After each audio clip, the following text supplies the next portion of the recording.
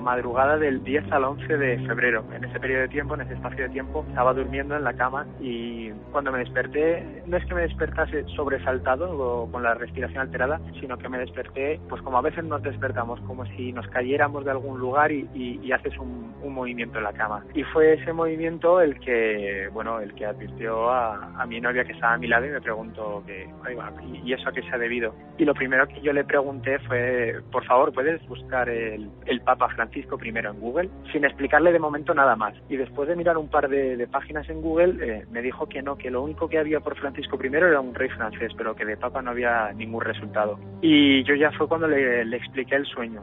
Y el sueño consistía en que en la Capilla Sixtina, recuerdo bastante bien que el techo de la Capilla Sixtina, y desde una especie de tribuna o de un lugar más elevado que el resto de la sala, yo anunciaba al resto de cardenales que el Papa había escogido el nombre de Francisco I para el pontificado. Y de hecho se me quedó tan grabado en la mente porque en el momento de anunciarlo alguien me corrigió y me dijo, lo tienes que anunciar como Su Santidad Francisco I.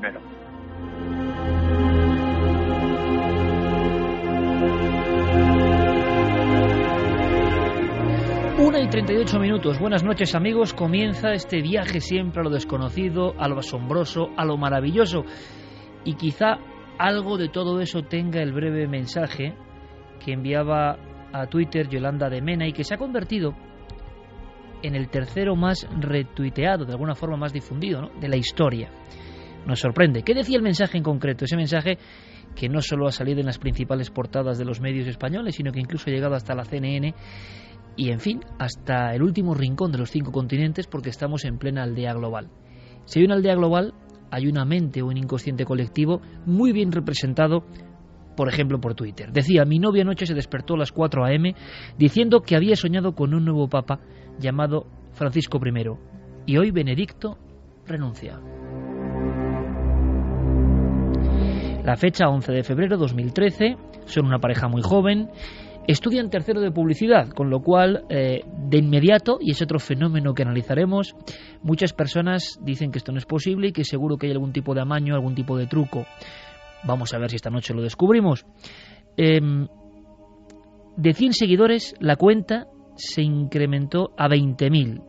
Incluso han surgido, esto ya es un poco la otra cara, ¿no?, del propio sistema, del propio inconsciente colectivo, Twitter. Se ha hecho incluso, vamos a decirlo, club de fans o de seguidores de esta persona que ha tenido la visión. ¿Qué es esta visión? ¿Una simple casualidad? Es cierto que está muy bien detallada, tanto el día 11 como ahora en, de alguna forma, la declaración que ha hecho para este programa.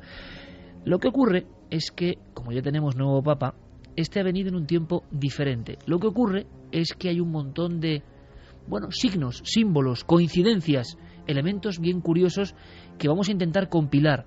Pero hay mucho más. Esta noche hay muchísimo más, os lo aseguro. Por ejemplo, y adelantándolo rápidamente, Nacho Ares, nuestro compañero, ha descubierto algo asombroso en una iglesia de León, algo que llevaba 400 años en la oscuridad. Y lo ha descubierto de alguna forma, o lo ha resucitado, y en una escena que parece propia, yo creo, que de la antigua arqueología, ¿no?, de los hallazgos asombrosos y misteriosos. Esta misma semana se nos habla, tiene mucho que ver para algunos, sobre todo para célebres novelistas, con el asunto vaticano. Hay quien lo relaciona incluso el asunto también de la ciencia, el asunto de los agujeros negros, la posibilidad de que el hombre, en este tiempo de tribulación, como decimos en las últimas fechas, genere su propio fin. El titular dice, el LHC, el Gran Acelerador de Hadrones, podría provocar, se decía que no, ahora dicen que sí, agujeros negros. Lo ha determinado un equipo de físicos de primer nivel. Esta misma semana, y no otra, había noticias desde el planeta rojo. Una carta, una vieja carta desde el planeta rojo. ¿Qué nos vienen a decir? ¿Es lo mismo de siempre o hay algo más? Y todo eso lo vamos a combinar con otro tipo de hallazgos, investigaciones de nuestro equipo que están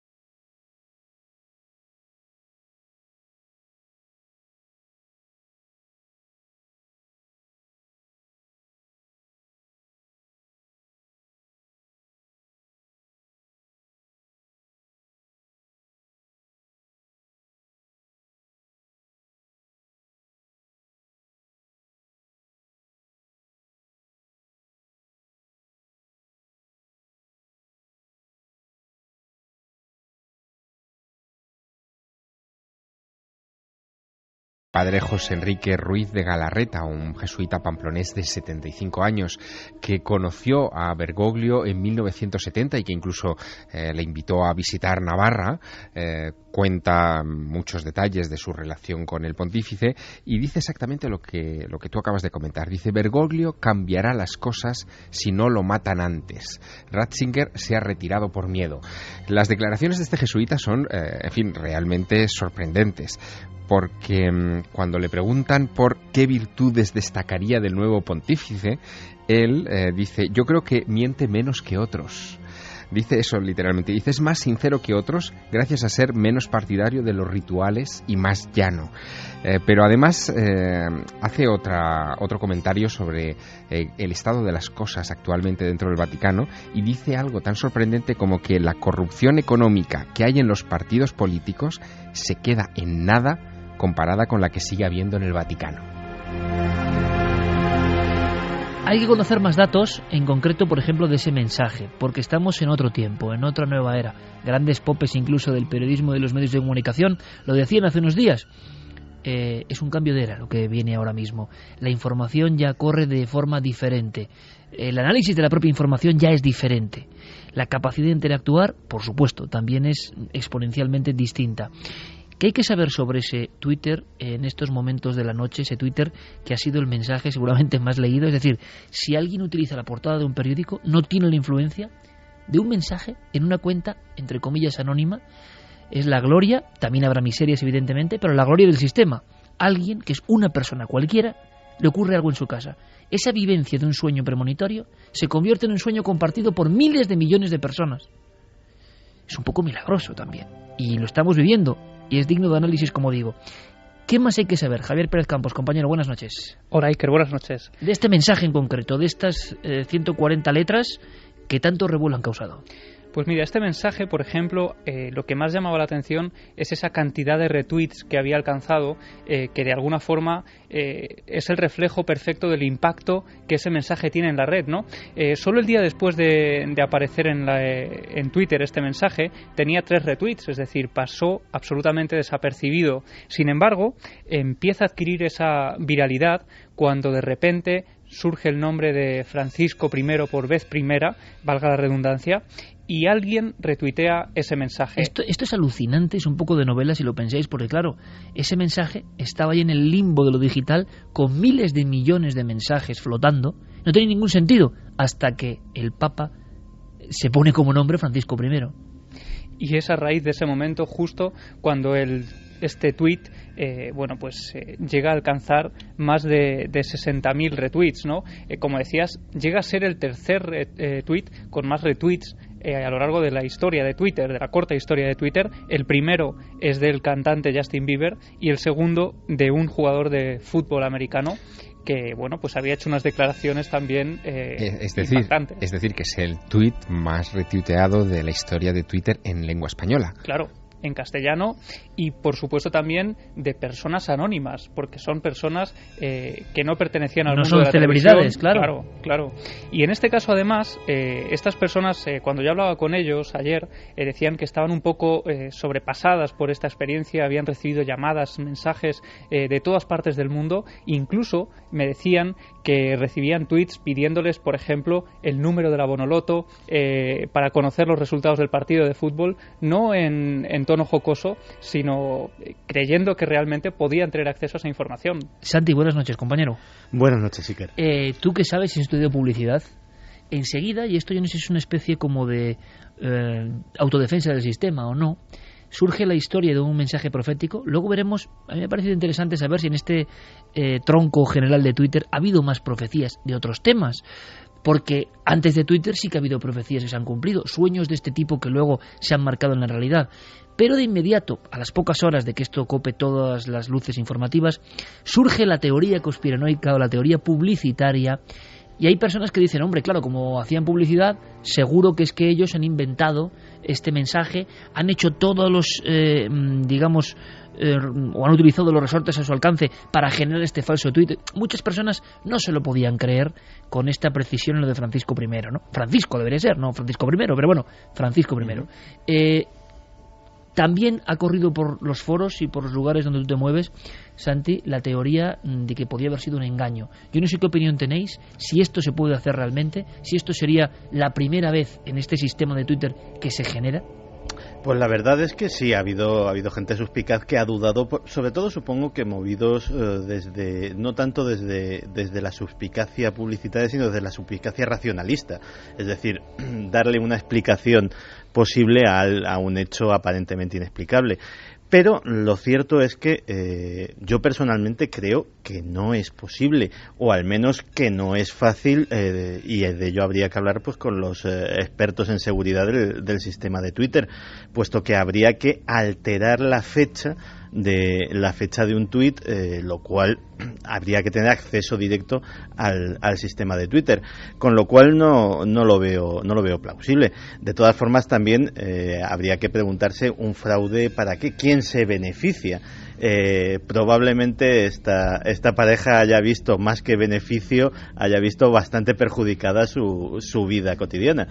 En Internet sí que han empezado a circular ciertos tutoriales en los que supuestamente te enseñan a manipular un tuit y hacer creer que, bueno, puedes modificarle la fecha, el mensaje, el nombre de la persona que lo envía, todo lo que tú quieras. Lo que ocurre, y eso es algo que no te cuentan, es que ese tuit tú puedes manipularlo para cambiar esa información dentro de tu propio ordenador, para que de esa forma, si tú haces un pantallazo, por ejemplo, puedas colgar lo que tú quieras y enviarlo desde tu propio ordenador. Lo que eso no permite es que tú alteres la información del propio sistema de Twitter para que cualquier persona desde cualquier ordenador pueda ver esa información manipulada.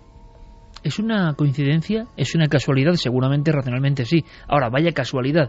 Y nos hemos preguntado, al margen del asunto del Papa, que evidentemente es la primera noticia o la cabecera de esta noche, ¿ha habido más? Ha habido más, y ha habido más vinculados precisamente al Papa, porque esta historia no ha terminado todavía de contarse. Mira, hay un periodista y sacerdote que, en fin, es ya conocido, ha aparecido en muchos medios de comunicación en estos últimos años, que es Javier Alonso, que ha estado destinado y cubriendo la información de la cumbre para encontrar Papa, del cónclave en Roma, que es Javier Alonso, bueno, que es este chico, ¿no? Y hay una cosa muy curiosa. Este hombre ha mandado muchos tweets desde Roma, haciendo un poco la crónica social del momento, haciendo fotografías y enviándolas. Ha aparecido en pantalla con Paloma Gómez Borrero, haciendo toda la crónica, en fin, de una manera muy detallada. Y el día 11 de marzo, es decir, 2 días antes de la elección del Papa, a las 12:18 de la mañana, envía una fotografía que él toma al final de la Vía de la Conciliazione, justo con la cúpula de San Pedro detrás, con los taxis pasando por delante de la cúpula de San Pedro, y un señor con una pancarta levantada que dice: Francisco I, Papa. Claro, esto es 2 días antes, y él, en tono jocoso, Javier Alonso, dice: hay gente de la que desconocemos sus favoritos. Lo envía como una gracia. Claro, evidentemente no es una premonición de Javier Alonso, pero ¿quién es ese señor que levanta una pancarta delante de la plaza de San Pedro? No saben quién es, diciendo Francisco I, Papa, 48 horas antes de que se elija a Bergoglio como nuevo pontífice. Claro, los que siguen las teorías del inconsciente colectivo de la red global, ¿os acordáis? Hemos hablado, parece prehistoria ya, del proyecto Conciencia Global. Cómo el planeta siente determinados acontecimientos gravísimos, 11S, 11M, tsunami, imagino que yendo más atrás, pues claro, guerras, accidente de Chernóbil, si el inconsciente de las personas puede detectar a nivel global todo eso. Claro, ahora Twitter es una caja de muestras, tendría que haber, yo creo que muchas más profecías, pero está ocurriendo y están surgiendo datos curiosísimos, ¿no? Bueno, datos que en un momento determinado han llegado incluso a hacer dudar sobre el hermetismo del cónclave. Porque claro, evidentemente que 48 horas antes se esté hablando del nombre del futuro pontífice, aunque sea en estos pequeños destellos, ha levantado algunas suspicacias. Pero el colmo de los colmos en toda esta situación ha tenido lugar en Argentina. Porque allí un ingeniero porteño, Víctor Checker, de repente registra el lunes, ese mismo día del Twitter de Francisco I, Papa, delante de la Plaza de San Pedro, él registra en el registro de dominios de Internet 2 dominios, que son Francisco y latina, es decir, franciscoprimero.com.ar y franciscoprimero.com.ar. Cuando, si no me equivoco, en las quinielas de todo el asunto papal, lo de Francisco ha sido una gran sorpresa general. No era un nombre que se tenía así entre los nombres más habituales que podían formar parte, ¿no?, del hombre que se sentase en el trono de San Pedro. Y sin embargo ha habido estos movimientos curiosos que pueden detectar o pueden indicar una serie de conspiraciones o de filtración o fuga de algún tipo de información, o no, o entrar directamente en el ámbito de lo misterioso. Nunca lo sabremos. Nunca lo sabremos. El caso de Víctor Checker, de este ingeniero, es bastante significativo porque evidentemente la prensa argentina se ha echado sobre él inmediatamente para ver de dónde había sacado la información. Se ha metido 125 nombres y los ha registrado por si acaso, pero solo Francisco. No. Registró 10 nombres. Y entre esos 10, estos dos que te he dicho. 10 más. Sí, Francisco y Francisco I son los nombres que él registró, junto con 8 nombres más. Lo curioso es la motivación, ¿no?, del ingeniero Checker, porque él decía que había leído en internet, cuando se celebra el cónclave de 2005, que alguien registró el dominio de Benedicto XVI y después lo vendió por $20,000 a una empresa que hace páginas porno en internet. Y entonces él buscaba un rendimiento económico a esta historia. Pero claro, lo del Francisco I tiene su dificultad. Que es en Argentina. Claro, porque es en Argentina, efectivamente. Es decir, estamos hablando del lugar de origen del pontífice, donde registra el .com.ar.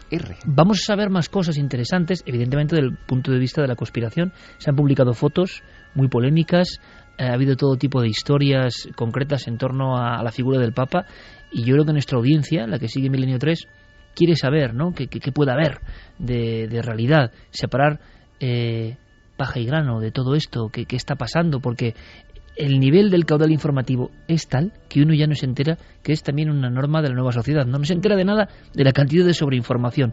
Si os parece, porque se han dicho muchas cosas, brevísimamente vamos a escuchar a los más expertos en el ámbito de lo papal, auténticos vaticanólogos que podríamos comentar también si se han equivocado estrepitosamente, tanto los que hablaban de cómo iba a ser el nuevo Papa, como los que hablaban de las profecías. Aquí hemos comentado en más de una ocasión. Pero claro, hablar de Eric Fratini, de Paloma Gómez Borrero, del sacerdote López Sáez, que ha hecho 2 libros sobre la muerte de Juan Pablo I y que compara a este Papa con un nuevo Juan Pablo I, quiero saber por qué. Vamos a escucharles, y Enrique de Vicente también, evidentemente un experto en todo lo que tiene que ver con el inconsciente colectivo global. ¿Qué piensan de este hombre que ya es noticia? Y seguramente, si decían que Juan Pablo II era el Papa de la CNN, este hombre es el Papa de Facebook y de Twitter, evidentemente. ¿Qué opinan de él? Es sorprendente, lo vais a escuchar. Primero, una sorpresa, qué duda cabe. Luego, si me pides analizar los hechos que se han visto hasta ahora del Papa, del nuevo Papa, pues yo te diría que yo creo que estamos cerca de tener un Papa parecido a Juan Pablo I. Primero porque el primer signo es cuando él sale a la plaza, al balcón de San Pedro, y da el primer mensaje. La verdad es que a todos nos ha sorprendido mucho la reverencia que hace, cómo se agacha ante los creyentes, que eso no lo ha hecho ningún papa jamás en el Urbi et Orbi. Me temía que más o menos la jugada de ajedrez estuviera de alguna forma preparada, y ciertamente ha sido una sorpresa. Y yo espero que el nombre de Francisco, que supone una novedad en la Iglesia, suponga una especie de reconciliación eclesial. Después de 35 años, a mi modo de ver, han sido de una clara involución eclesial. La elección del nuevo Papa ha sido una sorpresa para todos. Yo estaba convencida casi que sería la fumata blanca el miércoles por la tarde, y ahí no me equivoqué. Pero la verdad es que no pensaba en ningún momento que fuera el Papa nuevo, el cardenal arzobispo de Buenos Aires. Pero lo que estaba segura es que tenía que ser un San Francisco de Asís del siglo XXI. Y lo he dicho en todos sitios. Digo, es lo que necesitaría la Iglesia. Y cuando me he encontrado con que además ha elegido como nombre Francisco, pensando en un mundo en guerras y en enfrentamientos, que era un hombre de paz, también Francisco, y un hombre que cuidaba de la naturaleza, de lo creado, y no tuvo dudas en llamarse Francisco. la elección de este Papa ha sido algo tan inesperado como providencial. Lo puedo decir tanto por mí como por mucha gente a la que esa elección nos ha producido una alegría inmensa, como un brote de esperanza en ese momento. Pero además ha estado rodeada por multitud de signos, empezando porque su moto, o la leyenda que figura bajo su escudo de armas elegido por él como cardenal en 2001, dice miserando atque eligendo, lo que viene a significar fue visto pobre, humilde o con misericordia, y fue elegido.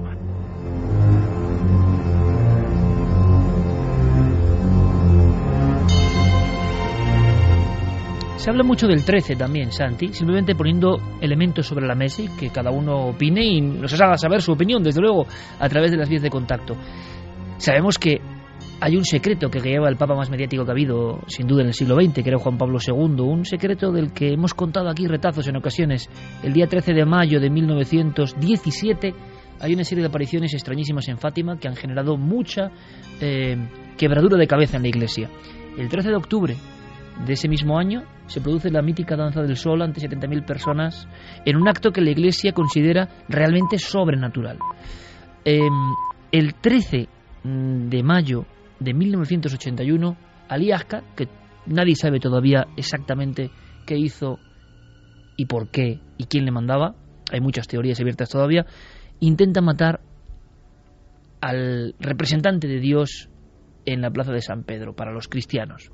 Bien, el 13 de mayo de 1982, un año después de ese acontecimiento de que se acaba con la vida del Papa, y en Fátima, Fernández Crón, exaltado, intenta y llega a apuñalar, según los últimos informes, al Papa. El 13 se repite constantemente. Pensábamos que era una cosa que tenía que ver solamente con Juan Pablo II, pero Santi, me comentas que se está comentando mucho, valga la redundancia, el asunto del 13 en torno a este nuevo Papa. Yo me sorprendo, es la velocidad de la información, la cantidad de cosas que se hablan ya de un hombre que lleva ni una semana entre nosotros, ¿no?, de alguna forma. Pues la vida del Papa Francisco parece que también ha estado dominada por el número 13. De hecho, fue ordenado sacerdote un 13 de diciembre y fue electo Papa el día 13 del mes 3 de 2013, que sumadas todas las cifras también da 13.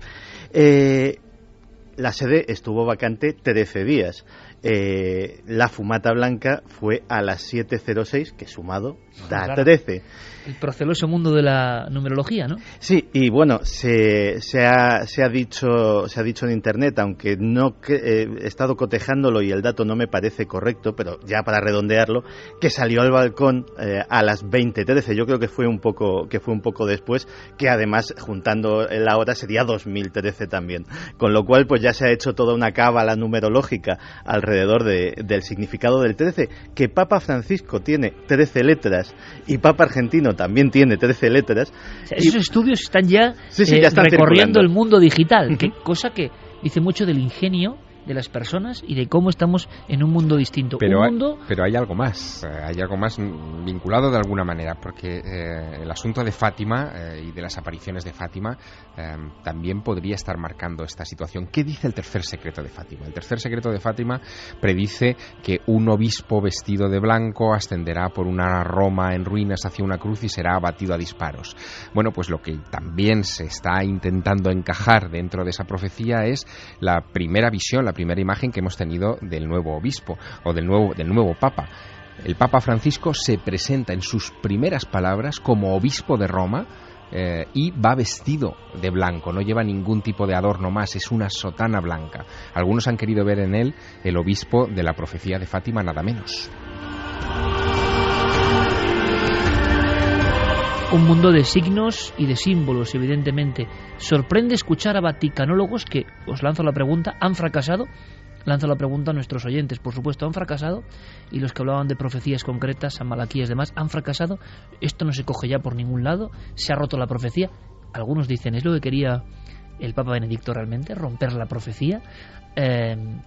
Pero es curioso observar cómo hablan de un nuevo Juan Pablo I. Pocas figuras tan misteriosas como Juan Pablo I, 1978, 33 días si no me equivoco, el Papa de la media luna según San Malaquías, y que dura prácticamente eso en el cargo, ¿no? y que todavía no sabemos qué pasó con él realmente, con los elementos de su autopsia y con su óbito extrañísimo. Pero dicen que era un papa que quería una reforma brutal. Se está hablando de eso con este papa. ¿Qué opináis? Pues la verdad es que tiene toda la pinta. De hecho, los primeros gestos de su pontificado han sido muy, muy significativos. Ha renunciado, por ejemplo, a los ornamentos de oro. La cruz que llevaba era una cruz sencilla, era una cruz... hay duda de si es de plata o de si es de otro metal, pero desde luego de oro no era. Ha renunciado, por ejemplo, a cosas como el que vayan a recogerle su equipaje a la pensión. Fue él personalmente a la pensión al día siguiente a recoger y a pagar de su bolsillo el importe de la pensión. Cuando fue después de eso a ¿Le rezar... cobrarían en la pensión? Esa es la pregunta, ¿no? El hombre supongo que él insistiría. Tuvo redaños de... no sé. Pidió factura, o sea, que le cobraron. Sí. Acto de seguido fue a orar, como esta edición, a la Basílica de Santa María la Maggiore, y allí se encontró de cara con el cardenal Bernard Law, un cardenal que ha sido acusado de encubrir cientos de casos de pederastia de sacerdotes, y automáticamente le rehuyó y con gesto agrio dijo a sus acompañantes: no quiero que este hombre siga frecuentando esta basílica. O sea, gestos signos de muy duros, o sea, trascendencia importante para quien los lee, ¿no? El nombre es importantísimo, es decir, ya, y de hecho ya ha hecho declaraciones a este respecto, efectivamente lo hace por San Francisco de Asís, y su propósito, el mensaje que quiere transmitir al mundo eligiendo este nombre, es que quiere una iglesia pobre para los pobres, y es un jesuita. Eso dicho en voz de un miembro de la Compañía de Jesús, deberían algunos echarse a temblar. ¿Por qué se relacionaba en cierto momento, yo os pregunto como ignorante absoluto en esto, el Papa Negro, famoso Papa Negro, algunas profecías y demás, todo muy nebuloso, con el tema de los jesuitas? Bueno, la denominación de Papa Negro es la del general de los jesuitas, que supongo que sus enemigos le llamaban así de una forma despectiva porque el atuendo era el de una sotana sencilla completamente negra. El Papa Francisco no era general de los jesuitas, era el prefecto de la Compañía de Jesús en Argentina, pero tenía a alguien por encima, evidentemente ya no. Pero desde luego la profecía del Papa Negro realmente no sé de dónde sale. Se le ha atribuido a Nostradamus, pero yo, por más que he revuelto en las cuartetas de Nostradamus, no he encontrado nada parecido. A día de hoy no lo identificamos. No, es un identifica. mito que, como una rémora, se ha acoplado ya a las leyendas modernas. Sí, porque la única pista que podría encontrarse en lo de Nostradamus, pero es muy, muy, muy forzado, es en la Centuria 10, Cuarteta 91, un texto que es bastante ambiguo, que dice: clero romano, el año 1609, en la cumbre del año se hará elección, de un gris y negro de la compañía salido que nunca fue tan maligno. Pero claro, ahí no se habla de Papa Negro, se habla de compañía, de un gris y negro podía ser la mezcla de las órdenes franciscana y jesuita, pero todo esto es muy, muy forzado. Realmente no existe tal profecía del Papa Negro, pero los medios de comunicación la han estado repiqueteando una y otra vez. Es más, si os acordáis, en los días previos al cónclave se hablaba de los cardenales venidos de África como los posibles candidatos al Papa Negro, pero todo esto carece de consistencia. Una vez más, los vaticanólogos, los expertos, los que escriben libros de esto, se han equivocado todos. No han visto entre los papables a este hombre. Y segundo, los que han creído fielmente en las profecías, aparentemente, para concluir ya este bloque, se han equivocado. ¿Qué opináis?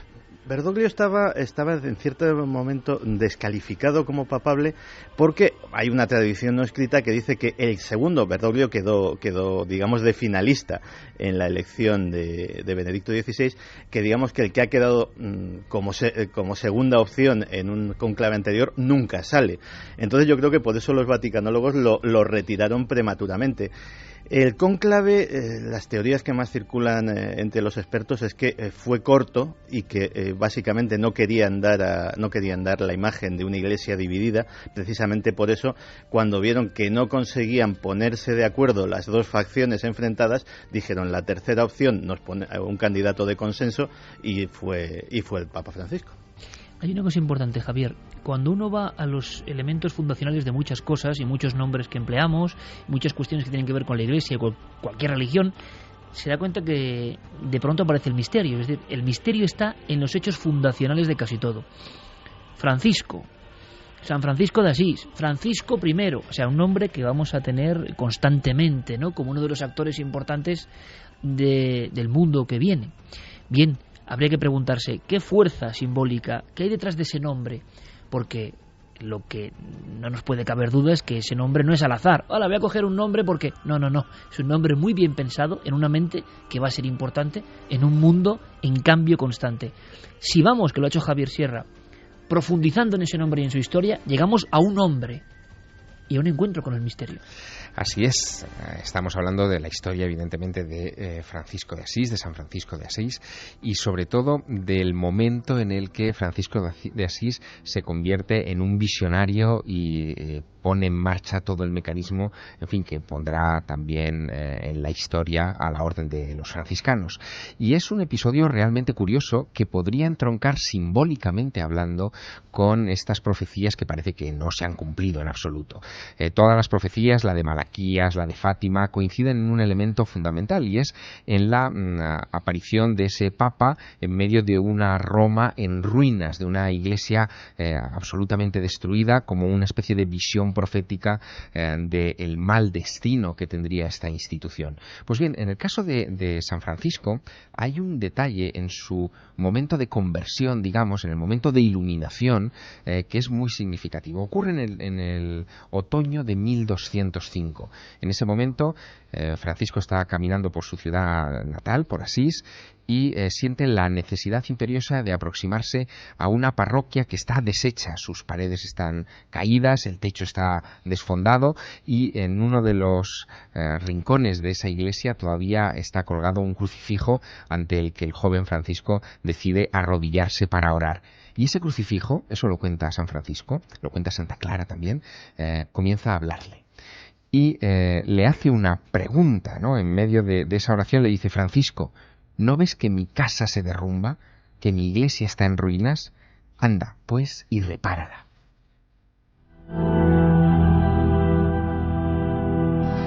La cuestión está en que los hombres de iglesia, tan acostumbrados a la simbología, y sobre todo cuando estamos hablando de personajes de la talla de Bergoglio o de cualquiera de los miembros del cónclave cardenalicio, la cuestión es que cuando ellos hacen una alusión, como tú muy bien decías, a un nombre, a una fecha, a una situación, hay que leer también la clave simbólica, hay que tener en cuenta todo este pozo que hay detrás.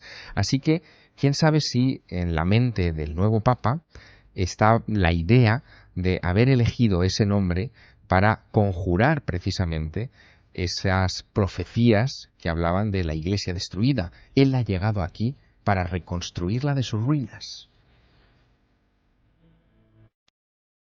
Ahora escucharemos vuestros mensajes, pero además este Papa, ya como retazo final, ha llegado con unos golpes cabalísticos sorprendentes, cuando menos. Se ha hablado mucho, Santi y Javier, de un carnet concreto que ha coincidido con un premio concreto, una carambola sin más, pero según cómo se lea todo esto, parece que es una llegada bastante bendecida en lo concerniente a las suertes, ¿no?, y a la fortuna. Vamos a ver si la tiene.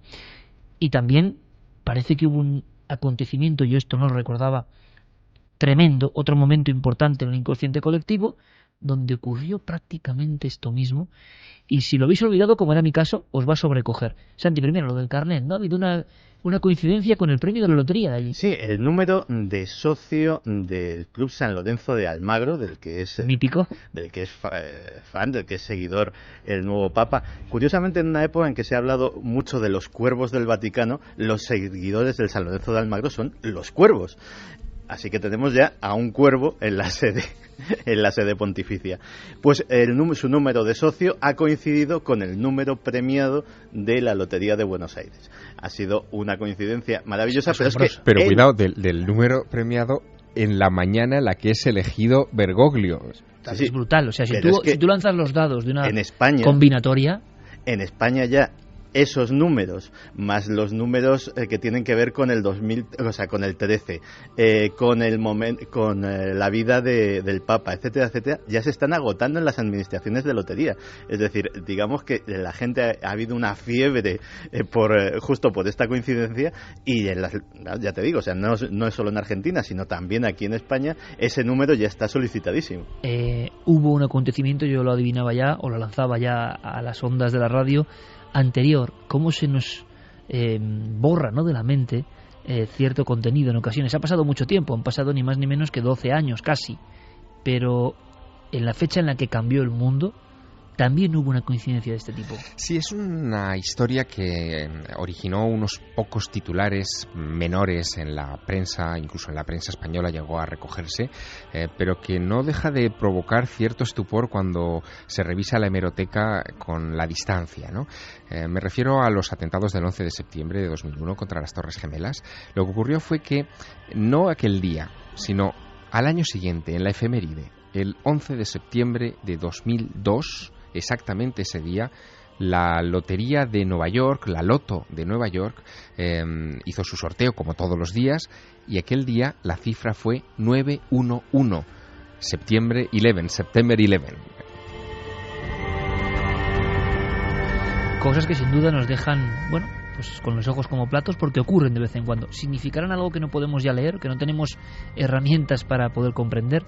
¿Qué opinará nuestro público? Porque también hay una viñeta que sí que se ha reproducido, y una fotografía incluso. Se ha relacionado a este nuevo Papa. Tenemos nuevo Papa, ¿no?, en este mundo que contamos a través de Milenio 3, con lo peor de la dictadura argentina, con desapariciones, y aunque sea luego con una frase, Santi, intentamos resolver qué hay de verdad y qué no, porque lo que está pasando ahora es que se lanzan las cosas, quedan en el limbo de lo perdido, que diría aquel, pero siguen vivas, ¿no? Nadie las descarta o realmente las resuelve. Fermín Agustí, compañero.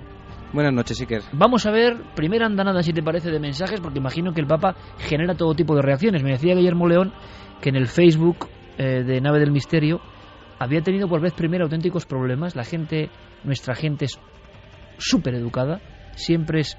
Además, yo creo que es algo que desde que nace Internet, el milenario no es solo el seguidor de este programa o de estos programas, yo creo que es una forma de ser también.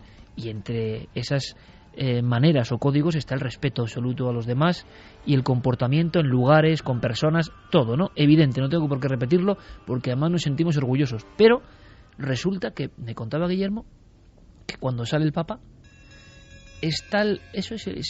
la mente colectiva está hablando, y nunca ha tenido que borrar tantos insultos, tantas cosas negativas. Es como si hubiera una densidad concentrada en muchas personas, o una tensión, o haya un descrédito de la Iglesia brutal en este momento en que todas las instituciones están puestas en tela de juicio y nadie cree en nada que sea institución. Bueno, pues es otro dato sorprendente tener en cuenta, ¿no? Las personas son respetuosas, pero con el tema del Papa había, pitos y palmas, ¿no?, como dirían en los coches taurinos. Vamos con mensajes, Fermín. Hay mucho debate en las redes sociales acerca de la profecía del nuevo Papa y sobre todo acerca de ese tuit que mandaba este chico. Antonio Rubio 94 dice: pienso que sería demasiada casualidad ese sueño, pero como dice la gente, los sueños se hacen realidad. José Luis Vergara: ¿entre cuántos ríos está la ciudad de Buenos Aires? Profecía de muerte de un papa en una ciudad entre dos ríos. Profecía de muerte de un papa en una ciudad entre dos ríos. En este caso, hombre, hay unos ríos importantes en Buenos Aires, ¿no? Está el Río de la Plata, que es el principal de Buenos Aires, pero no sé exactamente a qué se refiere esta profecía. Porque hay una cuarteta de Nostradamus ahí sí que hablaba... ¿Con ríos? Sí, con ríos, efectivamente. Esto siempre se ha mencionado, incluso se aplicó en una visita, si no recuerdo mal, que hizo Juan Pablo II a Lyon, en aquel momento surgió la posibilidad de que pudiera ser objeto de un atentado, e incluso a raíz de la cuarteta de Nostradamus, las medidas de seguridad que controlaron aquella visita del Papa a Francia se duplicaron. Seguimos con más mensajes. Manuel Fuello dice: pide una iglesia para pobres, pobre para los pobres. ¿Puede un solo hombre cambiar la iglesia? Natividad Crespo dice: a ver, este papa estuvo a punto de ser elegido ya en 2005, finalmente se retiró y se eligió a Benedicto, con lo cual tan sorpresa no me parece a mí. Antonio Díaz Profecías dice: aparte, en los tiempos que corre, más que nunca muchas personas necesitan de una iglesia diferente y mucho más solidaria. Miles de personas necesitan este cambio. Miguel Ángel dice, la clave está en que la Iglesia sabía que Jorge Mario Bergoglio elegiría el nombre de Francisco, alguien de su confianza, puede ser. Y bueno, están llegando muchos mensajes, sobre todo hablando del debate. ¿Alguien piensa que el mensaje, Fermín, así en global, es falso o es verdadero? En general, ¿qué se dice? Se duda mucho de que pueda ser falso, pero con lo que hemos comentado de que existe un vídeo que lo puede hacer, la gente está empezando a dudar, pero la mayoría de las personas piensan que es imposible manipular Twitter, claro. Esto es muy curioso porque ya nunca sabremos si se puede manipular o no. A mí me parece muy difícil, porque tendríamos seguro, pienso, yo no conozco a estos chicos ni mucho menos, pero seguramente otros en otros lugares del mundo habrían empleado esto para autocatalogarse como profetas, ¿no? Si es tan sencillo, pues no sé, poner un resultado de lo que sea o hacer cualquier cuestión que se pueda dejar grabada o modificada y tendríamos algo evidente, ¿no? Imagínate la cantidad de gente que vive de sus presuntas dotes proféticas, el chollo que hubiesen encontrado aquí para proclamarse como genuinos videntes. A lo mejor es que Alejandro y Yolanda, que hacen tercero de publicidad en Madrid, tienen 23 años, son unos genios, unos Bill Gates o unos Jobs en potencia, ¿no? Y han ideado un sistema, no sé, porque aquí ya nada se puede decir, pero no parece.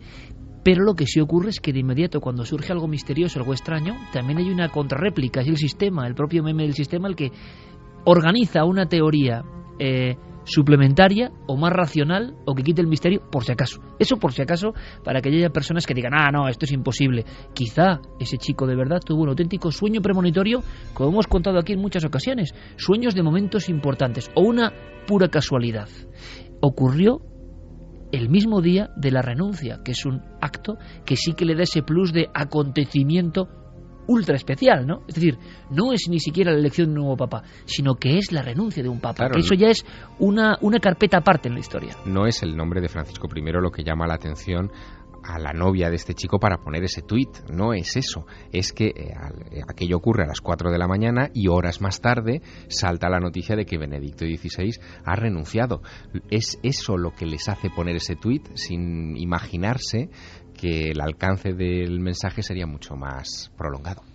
Mira, Iker, hay una historia que podría ser equiparable perfectamente a esto que está ocurriendo con Twitter, pero que ocurrió hace 30 años. Hace 30 años no estaban estos sistemas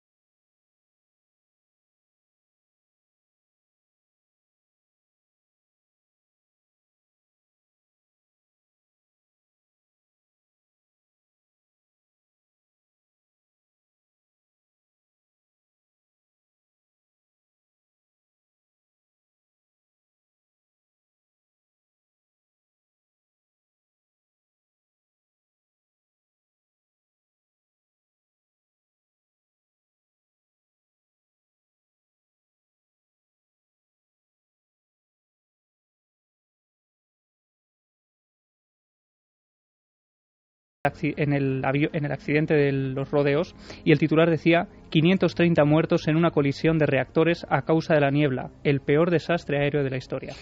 Y con este acontecimiento yo recuerdo, claro, el hecho de los rodeos, todo lo que se habló incluso de apariciones posteriores, en fin, hay un sinfín de investigadores sobre este terrible acontecimiento, este apocalipsis sufrido ahí en un aeropuerto que era complicado. Pero también hubo mucha polémica, ¿no? De inmediato hubo un sinfín de escépticos, de personas. Esto es curioso como aprendizaje. Yo no sé en qué quedó todo esto, sinceramente no lo sé, pero sé que en cuanto hubo una prueba, entre comillas, de este nivel, de inmediato se publicaron cosas a la contra. Claro, ¿tenían la verdad o no esas cosas a la contra? En un principio fue Bill Vick, el director de Relaciones Públicas de la Universidad de Drake, el que hizo pública esta información. Aparecía, como digo, en la Gaceta del Norte el 1 de abril de 1977. Se publicaba como una noticia absolutamente sorprendente, pero años después, este hombre, Bill Vick, aseguraba que Lee Fried, el francés que había pronosticado aparentemente ese titular, podría haber llevado a cabo algún truco, que desconocían las causas o la forma en la que lo había llevado a cabo, pero efectivamente eran incapaces de creer que esto pudiera haber tenido lugar. Y de hecho se pone en duda hasta tal punto que llevan a este hombre, a este francés, al show de Larry King para intentar repetir el experimento falsificándolo, es decir, intentando falsear el experimento, y en ningún momento lo consiguen. Es incapaz de repetir esa prueba, ¿no? Parece ser que, si bien realmente había un truco de fondo, no quiso mostrarlo. Desde luego en Twitter no hemos encontrado profecías de este nivel. Sí hemos encontrado en la prensa relación entre el Papa y la dictadura argentina. En un flash, Santi, ¿se puede contar qué hay de verdad y qué no? Pues vamos a ver, lo que hay de verdad es que efectivamente en 2010 el cardenal Bergoglio es llamado a declarar por un juez argentino en relación a al secuestro de dos curas jesuitas, Francisco Jalix y Orlando Llorio, que fueron secuestrados por la dictadura durante 5 meses.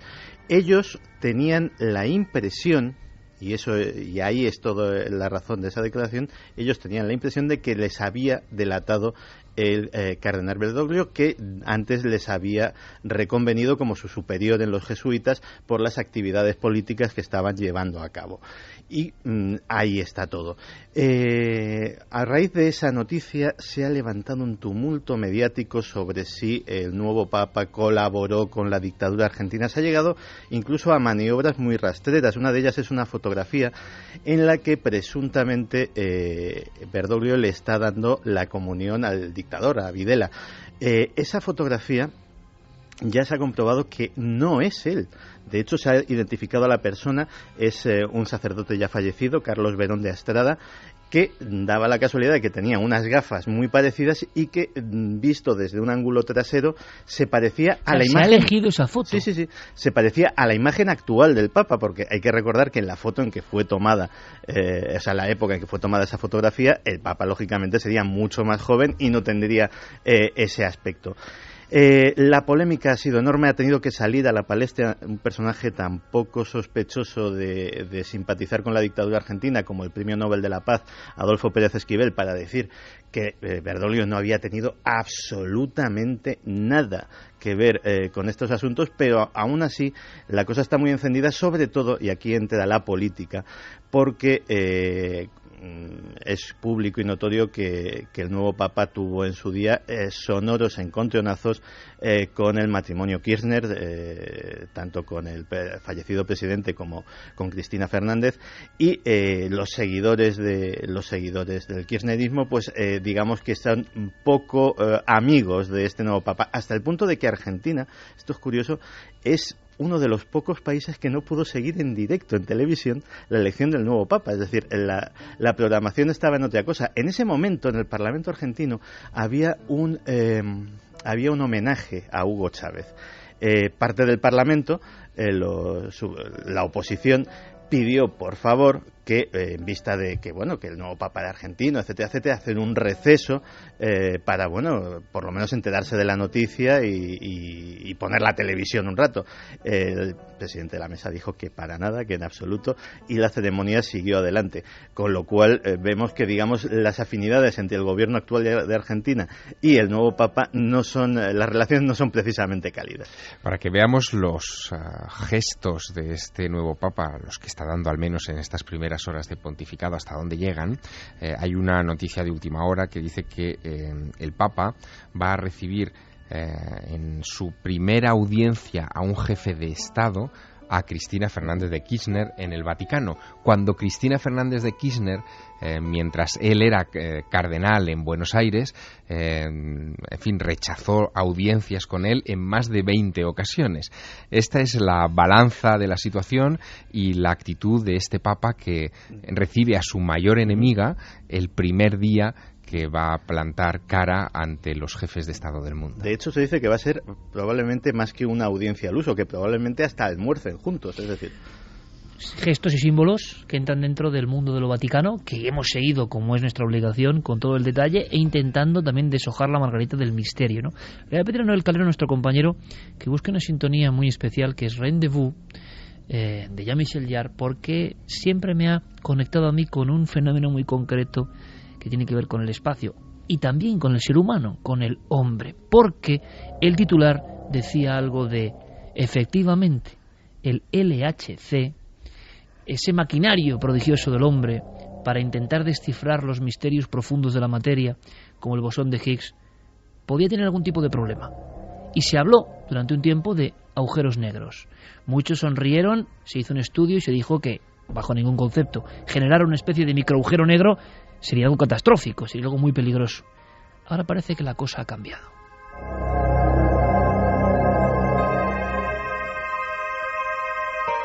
La noticia saltaba esta semana y este programa ya sabéis que tiene un compromiso con lo que ocurre durante la semana. Es posible, es muy de Dan Brown, ¿no? Agujeros negros, colisionador de hadrones, el mundo en peligro, posible fin del mundo, el hombre contra Dios, decían algunos, es decir, el hombre haciendo cosas imposibles para su propia naturaleza, erigiéndose en rey del mundo y generando el propio caos. El caos a través del conocimiento científico. Le hemos preguntado a nuestro compañero José Manuel Nieves, director de Ciencia de ABC, a ver qué opina él, y ahora por supuesto escucharemos con mucha atención a nuestros amigos y después viajaremos a la España del misterio, porque un hallazgo sobrecogedor nos espera. Esta noche es de hallazgos, hay de diferentes tipos, lo vais a comprobar, pero José Manuel Nieves, ¿qué opina él del último cálculo que habla de peligro dentro del colisionador de hadrones LHC? Nos acordamos todos de la polémica que hubo hace unos años, antes de que se pusiera en marcha el LHC, el gran colisionador de hadrones, y la polémica era que, según algunas leyes de la física, al hacer colisiones a la velocidad de la luz entre partículas, que se liberarían energías no vistas en la Tierra desde los tiempos del Big Bang, pues una de las consecuencias podría ser la formación de un agujero negro. Entonces, eran microscópicos, pero agujeros negros al fin. Y algunos pensaban que esos agujeros negros podrían ser peligrosos para la Tierra. ¿Qué pasa? El LHC se ha puesto en marcha, se han hecho miles de millones de colisiones y no ha ocurrido nada, porque la verdad es que no ha ocurrido nada y eso se ha olvidado. Sin embargo, en el campo de la física teórica, los físicos han seguido estudiando esta posibilidad y han seguido explorando la posibilidad de que sí, efectivamente, surjan microagujeros negros. Y en ese sentido se acaba de publicar en el Physical Review Letters, que es una importante revista de física teórica, el estudio de dos investigadores de la Universidad de Princeton que han descubierto que en determinadas condiciones efectivamente esas colisiones de partículas pueden provocar mini agujeros negros. Con esta música de Jean-Michel Jarre, el maestro, estamos casi dentro, ¿no?, de ese lugar donde parece que nace la fuerza, la energía primigenia de la cual está compuesto el universo, ni más ni menos.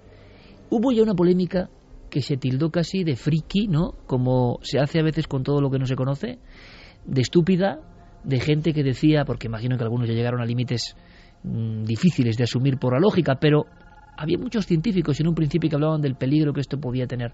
Es curioso que años después llega este informe, Santi. Sí, dos de ellos, de hecho, uno de ellos español, Luis Sancho, el otro Walter Wagner, pusieron una demanda ante un tribunal estadounidense para requerir que se paralizase la puesta en marcha del LHC porque existía este peligro. Fíjate que se levantó tanta alarma que los responsables del CERN tomaron una iniciativa curiosa, que es que compraron un rebaño de vacas. Y dirás, ¿qué tendrían que ver las vacas en todo esto?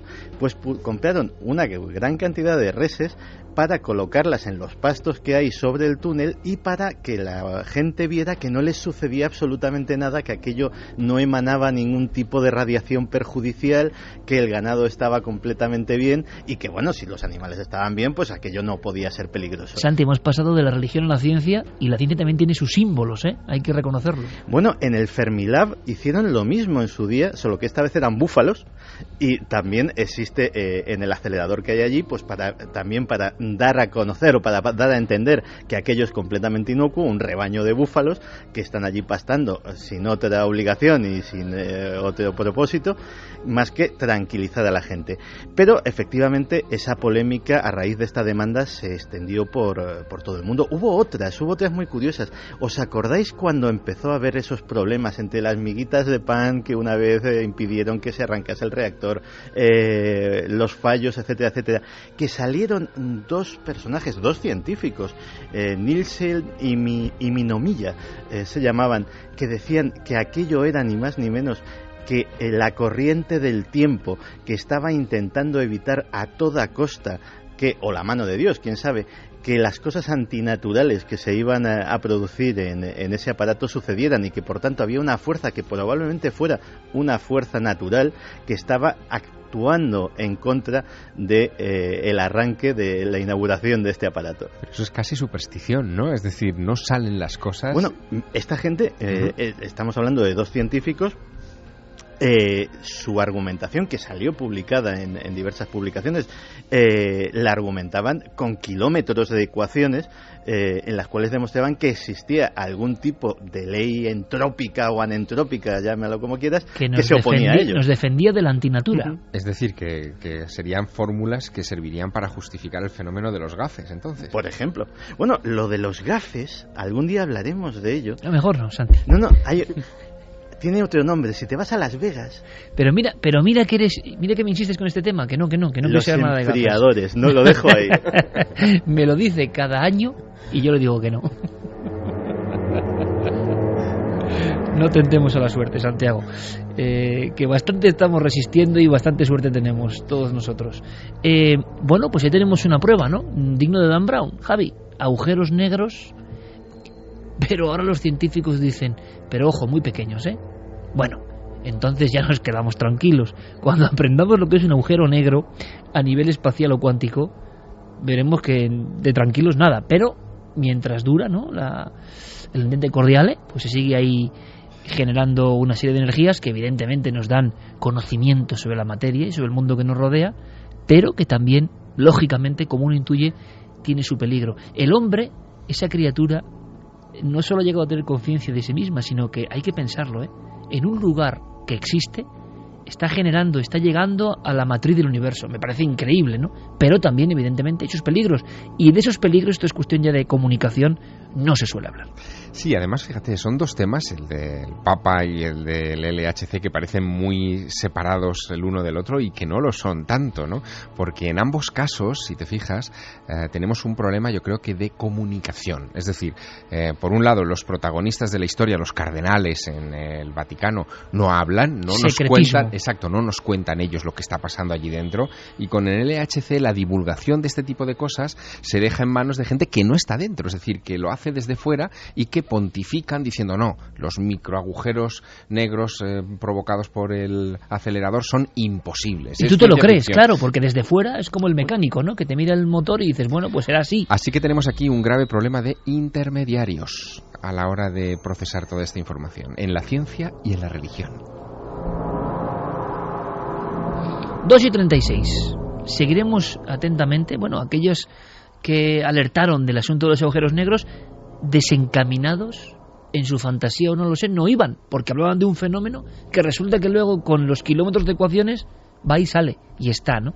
Pero vamos a viajar por España, si os parece, y ahora Javier y Santi escuchamos, como toda la audiencia, claro, muy atentos, la odisea vivida en un pequeño pueblo. Seguiremos con la investigación profundamente, pero es que acaba de ocurrir. Ha pasado exactamente en diciembre del año pasado, un hallazgo una vez más y una historia asombrosa, Javier, compañero. En diciembre de este año, finales de diciembre de 2012, principios de enero de 2013, tenía lugar la noticia que daba final a una historia que parecía imposible. Es decir, el hallazgo que ha tenido lugar en ese mes de diciembre, lo que ha hecho es aumentar la magnitud de una historia que parecía simplemente anecdótica, como vamos a ir descubriendo ahora, y que sin embargo adquiere ahora unas dimensiones inesperadas.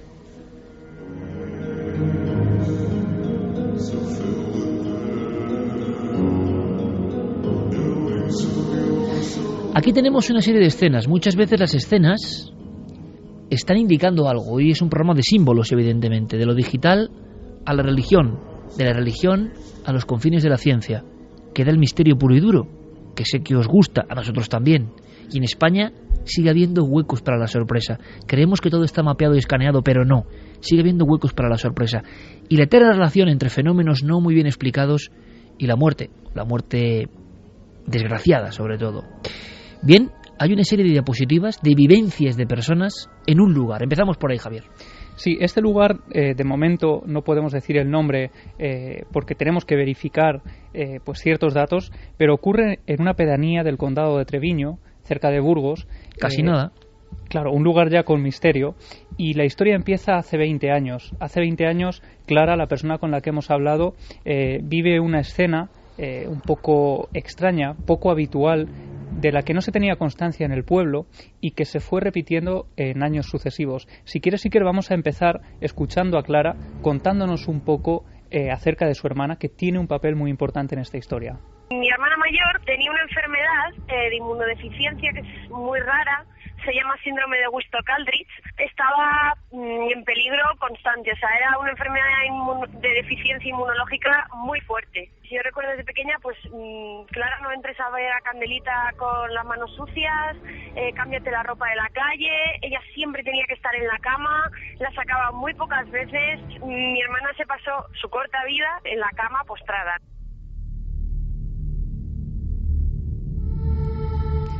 Tenemos a esa hermana que se pasaba el día en la cama. Tenemos a Clara, que en ese momento tenía 9 años, cuando salía a jugar a la plaza del pueblo, a la fuente del pueblo en la que se reunían todos los niños de esta ahora pequeña pedanía del condado de Treviño. Y vamos a escuchar cómo de repente Clara, un día, con esos 9 años de edad, recibe una especie de mensaje muy extraño de su hermana que la dejó perpleja y que, bueno, parecía tener unas consecuencias que derivarían en meses posteriores.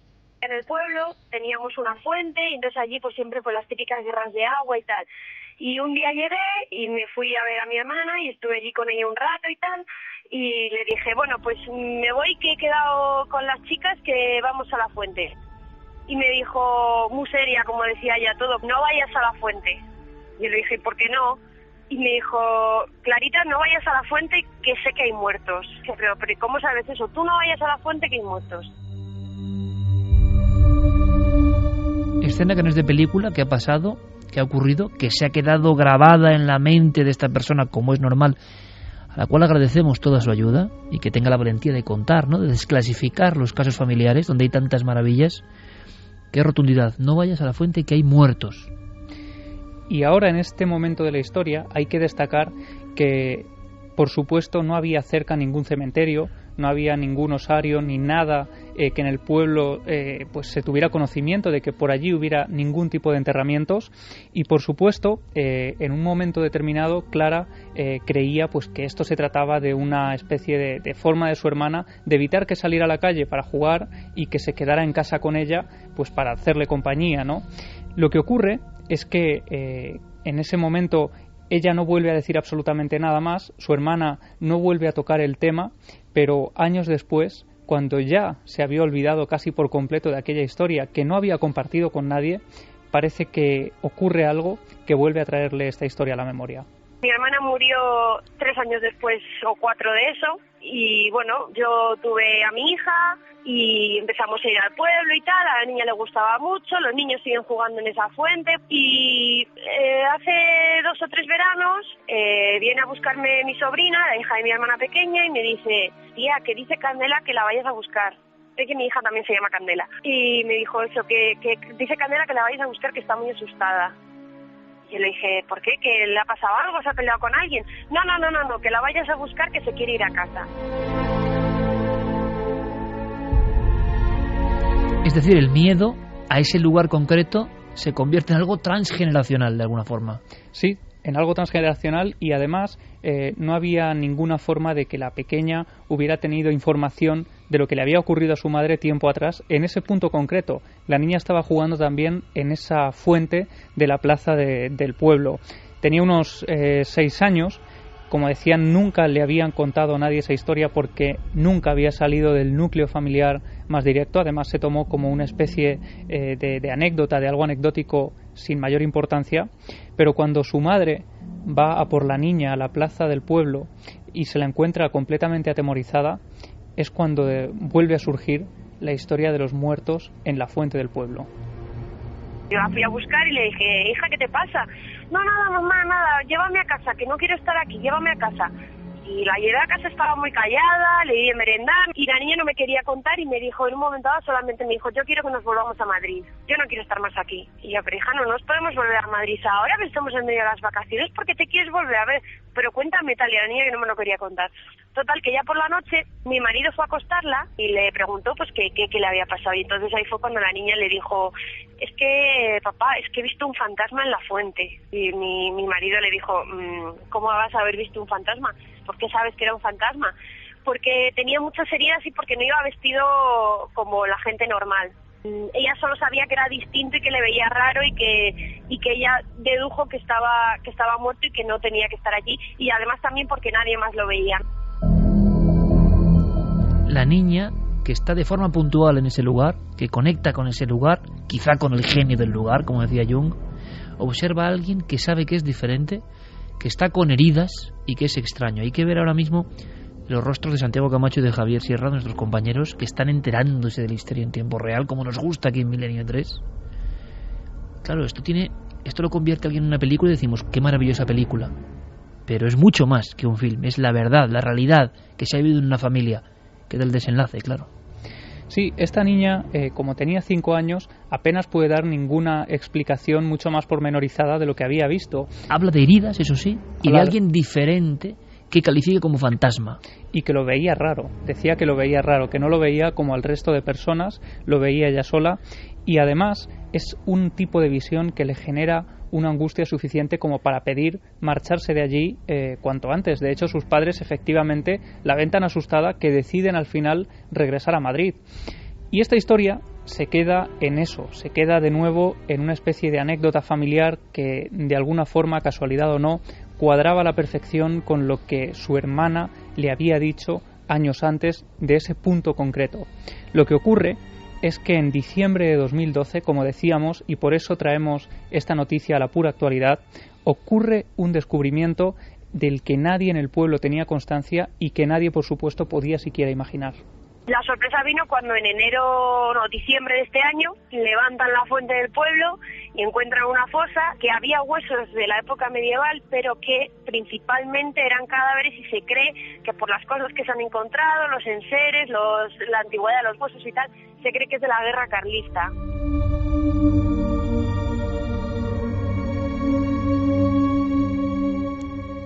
Hallazgo diciembre, o sea, hace 2 meses. Sí, diciembre de 2012 aparecen esos huesos, esos pues restos de seres, de miembros humanos que decían que pertenecían a la guerra carlista, esas personas, y de hecho en el pueblo se hablaba ya de una tradición entre la que los propios vecinos se señalaban unos a otros porque los antepasados de este eran carlista o no lo eran. Así que había una especie de cruz entre los propios vecinos que se llegaban a reconocer unos a otros por esa serie de características, ¿no? Bueno, esos largos estigmas, ¿no?, ocurren en muchas partes de España, sea cual sea la batalla, sea cual sea la procedencia, esas diferencias, por desgracia, ¿no?, tan propias de un país tan cainita como es el nuestro. Pero claro, una fuente, 2012, unas obras de acondicionamiento, una casualidad, huesos que no se sabía que estaban debajo de un lugar como la fuente, que ya de principio le suena a uno como insalubre, no es el mejor sitio para enterrar. Claro, evidentemente las paletadas de tierra y de olvido dejarían ese solar y luego se construyó la vida. ¿Pero qué veía la niña, no? ¿Y por qué esa niña enferma, postrada en una cama, le aconsejaba a su hermana: no vayas allí que hay muertos? ¿Cómo es posible que los niños sepan lo que no sabían los operarios que excavaban ahí?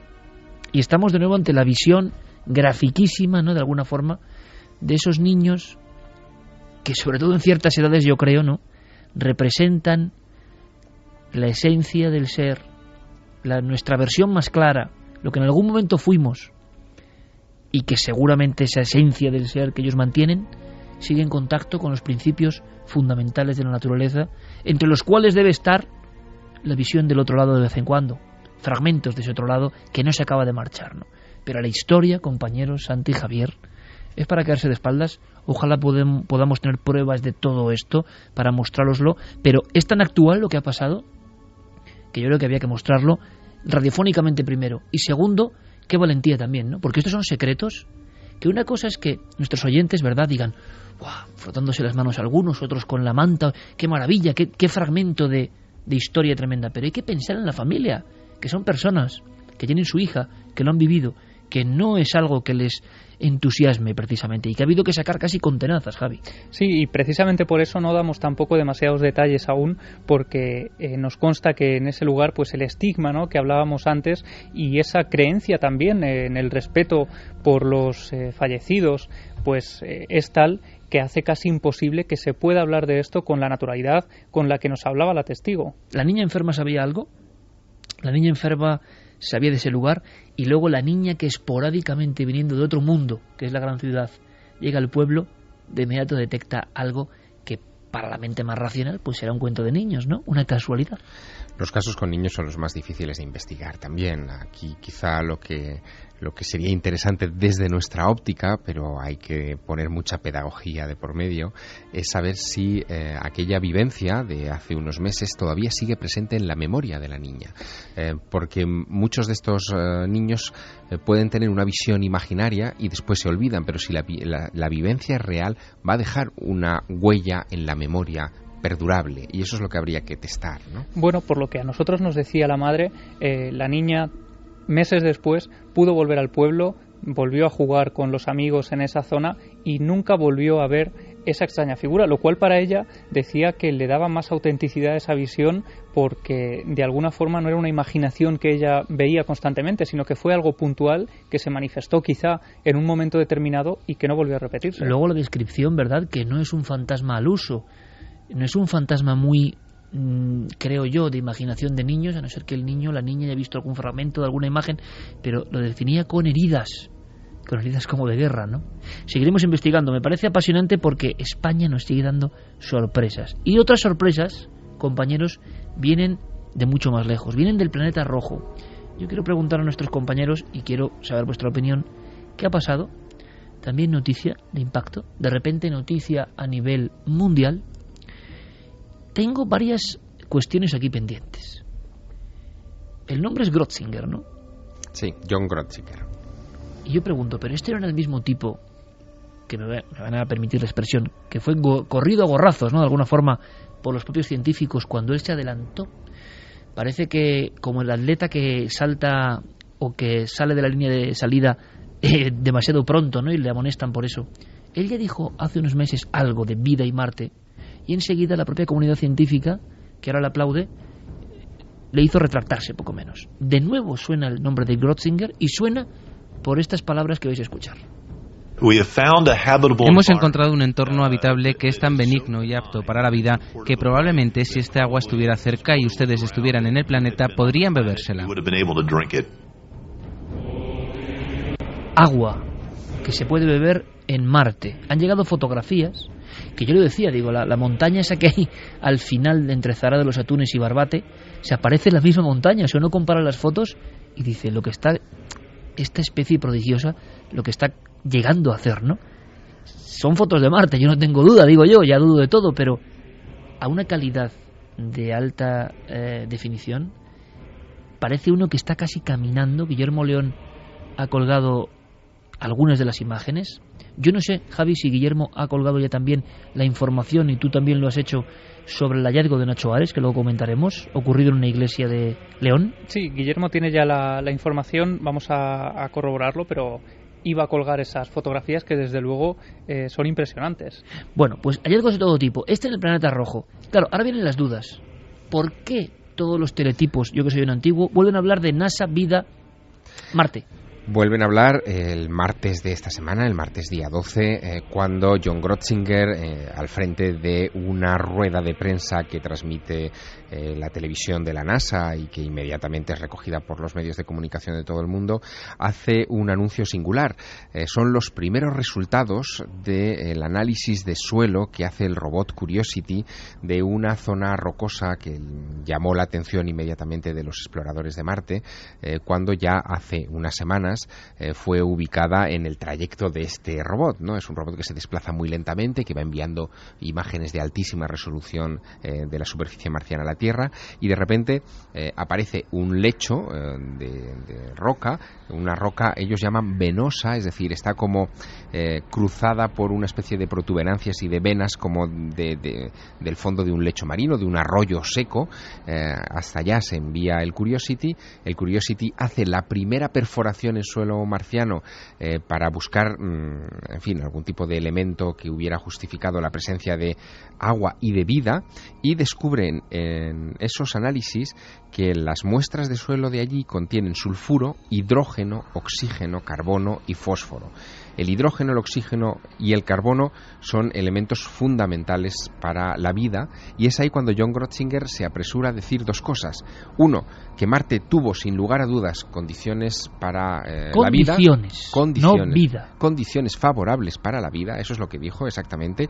Y luego hace esta declaración tan extraña que acabamos de escuchar, diciendo que han encontrado un entorno habitable que es tan benigno y apto para la vida que probablemente si bebiéramos el agua que hay allí no la distinguiríamos de la de la Tierra, pero el problema es que allí no hay agua. Es decir, ¿de qué agua está hablando? Exacto, ¿de qué agua está hablando? ¿No? Bueno, es curioso, ha vuelto a crear mucha confusión toda esta... Le van a volver a dar otra vez. Sí, yo creo que sí, ha vuelto a crear mucha confusión. Es el kamikaze de la NASA. Pero yo creo que este personaje que está al frente del Mars Science Laboratory de la NASA es que está deseando darnos esa noticia. La gran pregunta es, ¿sabrá algo más y le están obligando a dosificar? Claro, porque este es el del hallazgo que iba a cambiar los libros de historia. Claro, y que no. Y que no. Da toda la impresión, o sea, no quiero ser frívolo. Ojalá. Pero da toda la impresión, o sea, y esto es una opinión hiperpersonal, de que este tío sabe algo que no le están dejando decir y que de vez en cuando se le escapa alguna. Eso es buenísimo, Santi, es decir, alguien sabe algo y está, bueno, pues casi con camisa de fuerza, ¿no? Y como se vaya un poco de la lengua, le van a amonestar. Están dosificando, imagino, pero aquí cualquier tipo de error es tremendo. Y por otro lado, es la humanidad la que tiene un deseo tan asombroso de no ser los únicos en este espacio infinito, que enseguida, cuando hay el más mínimo resquicio, nosotros mismos, toda la prensa, todo el mundo, de inmediato casi quiere leer el titular, queremos leer el titular. ¿Os imagináis una cosa, compañeros? ¿Os imagináis que después de tanto escrito, leído y profetizado sobre el 2012, ya no solo tengamos renuncio del Papa, hayamos descubierto el bosón de Higgs, sino tengamos evidencia de vida en otros mundos? Entonces podremos empezar a pensar que estamos en un cambio de era, ese tan cacareado cambio de era, absolutamente real. Es decir, el mundo se parece muy poco a lo que conocieron nuestros abuelos y nuestros padres. Y estamos viviendo y estamos pudiendo contarlo, pero estamos en esa franja, en esa línea roja exacta. ¿Creéis que lo de Marte al final va a darse o que va a quedarse, nunca mejor dicho, en agua de borrajas? A ver, Curiosity está resultando ser un prodigio de la tecnología como nunca habíamos visto hasta ahora, no solo por las imágenes, la capacidad del robot de maniobra, de análisis. Es cierto que se mueve muy lento y que sus informaciones llegan con cierto retraso a la opinión pública, pero yo creo que nos va a dar una gran, enorme sorpresa en cualquier momento. Y no solo eso, es que piensa que hay muchos datos ya incluso anteriores, ¿no? En el febrero del 2012, no hace tanto, pero hace tanto, el radar Marsis, que es uno de esos artilugios que también ha colocado la NASA en torno al planeta rojo y que es capaz de penetrar hasta 80 metros bajo la superficie, había detectado ya hace un año sedimentos en la superficie marciana de océano, o sea, como los que dejaría un océano. Es decir, ahí ha habido agua en grandes cantidades. Marte fue un planeta azul, eso es lo que estamos ahora mismo deduciendo de toda esta información, fue un planeta gemelo a la Tierra y no sabemos por qué se quedó seco. De repente, Javier, me has hecho retroceder al tiempo de las pequeñas novelitas de ficción, ¿no? De Nebulae, ¿no? Es decir, un planeta hermano y un planeta que se extinguió, un planeta que acabó reduciéndose a escombros rojizos, pero allí igual hubo vida que tuvo que emigrar a otro lugar, quién sabe, todas las conjeturas son posibles. Lo que sabemos es que nuestra raza, la raza humana, necesita, está en los genes, que haya alguien más, quizá para sentir nuestra propia realidad, el deseo de no estar solos en las estepas siderales. Y también parece que hay una especie como de impotencia al ver que las noticias no son de alguna forma las definitivas, ¿no? Queremos ver ya las imágenes de microbios, de pequeños organismos, aunque sean microscópicos, demostrando que el milagro de la vida está mucho más lejos de nuestro planeta azul. ¿Te imaginas que la Curiosity vuelve a hacer otra cata con su perforadora en alguna otra roca en estos próximos meses y de repente brotase agua? Bueno, pues sería una gran noticia y querríamos ver dentro de ese agua a alguien vivo, el mensaje de la vida, que es el que siempre intentamos trasladar aquí. Santiago, compañero, mañana nos vemos, como siempre, con cosas maravillosas y muy interesantes y un debate que va a dar mucho que hablar. Ya lo Cuarto creo. Milenio. Un abrazo. Hasta mañana, compañero. Oye, Javier, por cierto, que sigue tu triunfo, ¿eh? Vas de récord en récord, amigo. Sigue número 1 el Maestro del Prado. Sigue ahí. Y sabes que nos alegramos, ¿eh? Que nos alegramos de corazón. Y además la acogida que estás teniendo, y yo quiero decirlo, en toda España, todos los sitios llenos, abarrotados, y la gente con mucho cariño, mucho afecto y acercándose al libro y al personaje, cosa que nos llena de orgullo. De repente hemos conseguido aunar misterio y cultura y ahí hay un nicho de verdad en el que este programa siempre ha creído y que nos abre caminos infinitos para el futuro. A disfrutar del éxito, Javier, que es muy importante. Muchas gracias, Iker. Es importante porque uno conecta, ¿no?, con ese público que estáis ahí, que sois maravillosos. Ahora leeremos vuestros mensajes. A la vuelta muchas más cosas. Vamos a pasearnos por el espacio de forma diferente. Ya veréis qué incógnitas. Vamos a acudir a una iglesia donde ha aparecido algo sorprendente y lo ha encontrado un compañero nuestro. Estaba oculto hace mucho tiempo. Y vamos a tener cosas inesperadas. Lo vais a ver. Ahora todas las noticias, toda la información con nuestros compañeros. Y después, por supuesto, mucho más Milenio 3.